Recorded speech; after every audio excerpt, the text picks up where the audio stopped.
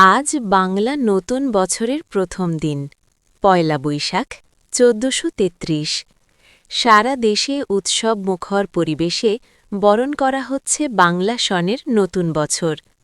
ভোরের আলো ফুটতেই খুলনাসহ দেশের বিভিন্ন স্থানে মানুষ রঙিন পোশাকে আনন্দ উচ্ছ্বাসে এবং ঐতিহ্যবাহী আয়োজনের মধ্য দিয়ে নতুন বছরকে স্বাগত জানায়।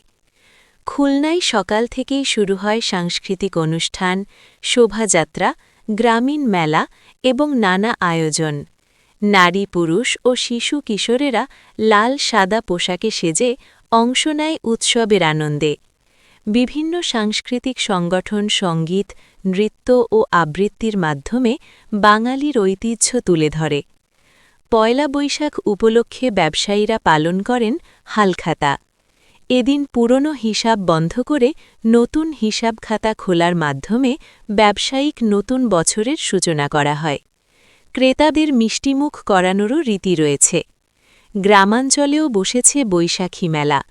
সেখানে নাগরদোলা, খেলনা, হস্তশিল্প এবং বিভিন্ন ঐতিহ্যবাহী খাবারের দোকানে মানুষের ভিড় লক্ষ্য করা যায়। পরিবার পরিজন নিয়ে অনেকেই ঘুরতে বের হন, উপভোগ করেন উৎসবের আমেজ।